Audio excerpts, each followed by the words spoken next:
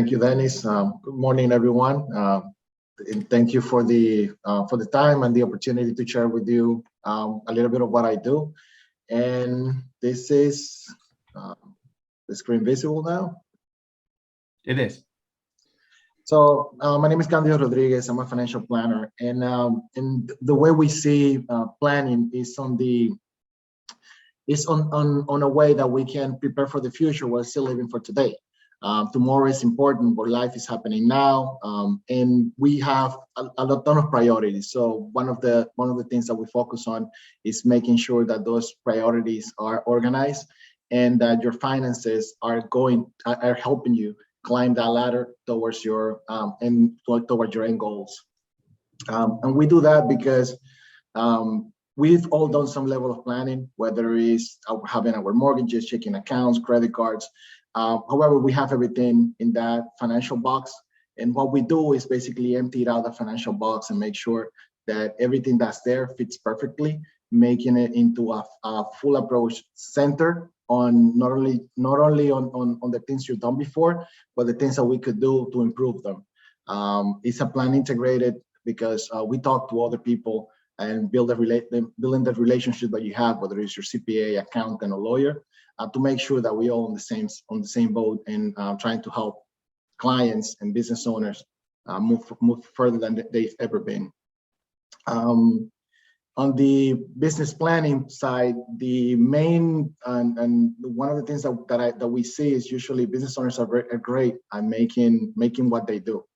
However, financial decisions comes in a second place, and that has a cost because sometimes they get blindsided by things like the pandemic in 2020 or increase on the cost of their, increasing on cost or even employee retention.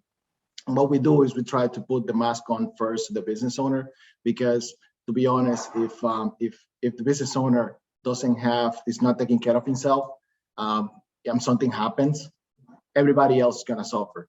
So usually we're great at trying to do the right thing by our employees. However, we forget about ourselves and how to take advantage today, so that so we can harvest that in the future. And with that, I wanted to bring some value in this session. And one of the things that I hear a lot in this discussed in this group is the difficulty that how hard and difficult it is to hire people, attracting talent and retaining talent. And even though, despite everything that's happening, high inflation, some companies are the stock market sort of crash, and the uncertainty after the war in Ukraine and cost, people are still resigning their jobs. In April 2022, 4.5 million Americans still decided to leave their jobs and to go somewhere else. And according to Glassdoor, the main reason is employee benefits. They are not it's not only the pay, but what I'm getting additional to my pay. Some businesses, they can compete on what they can afford to pay the employees. However, what they're looking for is more, what else do I get? Am I getting health insurance? Am I being able to have access to retirement benefits, dental insurance, and things of that sort? Those most of them very fringe benefits are what people are looking for in a company. I'm able to work remote, or I'm allowed to work in a hybrid space. So according in 2019, the state of New Jersey passed the bill A4134, which required certain employees to offer a mandatory retirement plan for their employees. The employers have the option that they can build their own plan, or they can go with the state sponsor plan, which basically is you're giving your retirement money for the state to manage, and usually government, they're not very good at taking not only risks but making sure that things work perfectly and in tune. There's a lot of red tape. There is a lot of to make changes. It takes time, and with this economy, and especially in the financial space, you have to have certain flexibility. In March this year, the bill came into full effect. In penalties for not being compliant, you have the state gives 9 months for businesses to comply, but if this business is uncompliant, their penalties can go up to $235,000 a year. So why is happening? There's truly a retirement crisis in the US. People are not saving enough, and solopreneurs and small business owners usually they don't put aside enough, and they count on their business as a retirement plan. So and from the old school, and people, and we believe we're gonna die with the boots on. However, that shouldn't be it. Like, if you want to have the option, whether it's I'm working because I want to, not because I have to. Because things happens in life, and it can cause anything can cause a disruption, whether it's a closure of the business, changing of technology, and that could open a big hole and blindside business owners into a spiral where they will have enough and they will have to work past their desired age of retirement. When it comes to retirement, there's basically two big groups where we can separate them. One of them is defined contribution plans, or the defined benefit plans. And the defined benefit plan, it's like a pension. So we know we put in some money, and we know at the end what will be the amount that we're gonna get for X amount of years, and it's a fixed amount. The big problem with this is, like, after 1983, some businesses discovered that having a defined benefit plan, it was becoming more and more costly. So most of them switched to the defined contribution plan, where the employer and employees, they put certain amount of dollars towards those plans in order for it to grow and retire.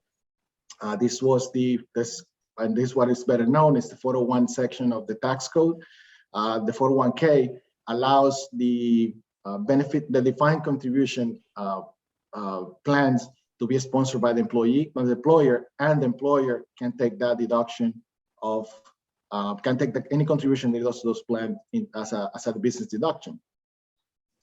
So as a business owner, what are really my options? What's out there that I can use, and in order for me not to only save for retirement, but also to offer employees that at a lower cost that won't affect my bottom line.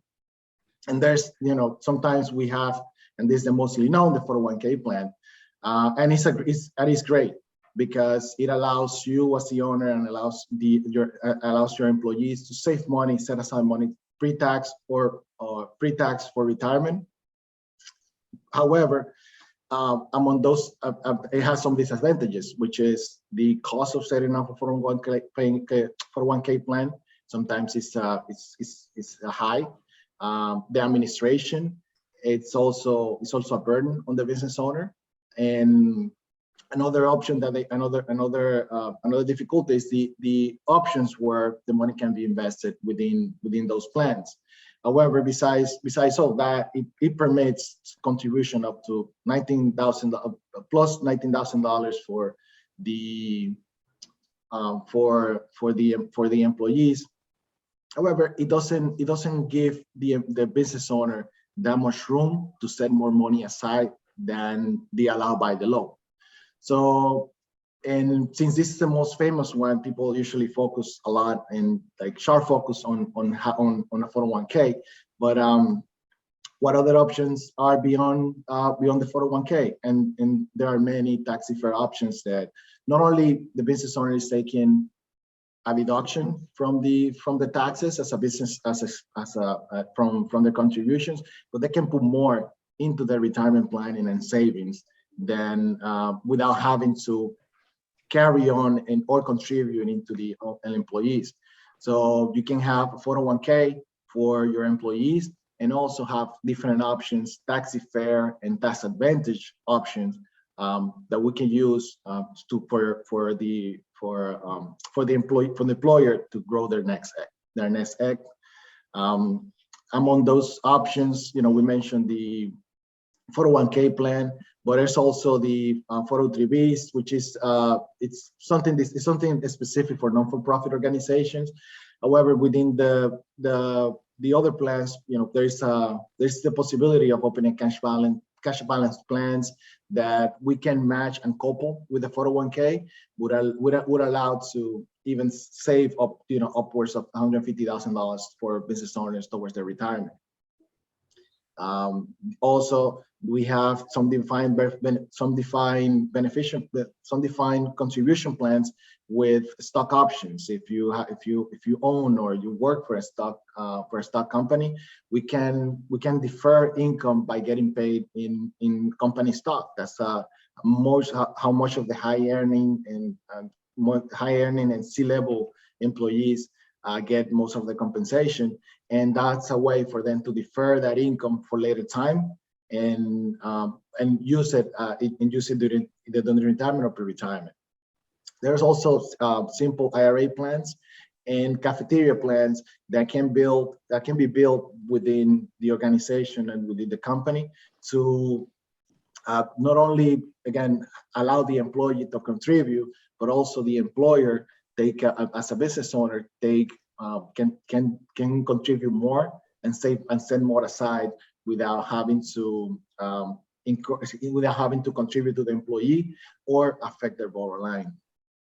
So that's why we partnered up with Relax Benefits, where we can put together plans customized for business owners to make sure that you get what you need, and with all the advantages of having not only tax benefits, but also increase employee retention and make sure that the plan is top to bottom fit to the needs of the business.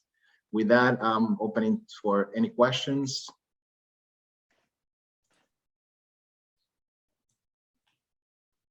I have one, Candido. You said that all businesses now have to offer a retirement plan.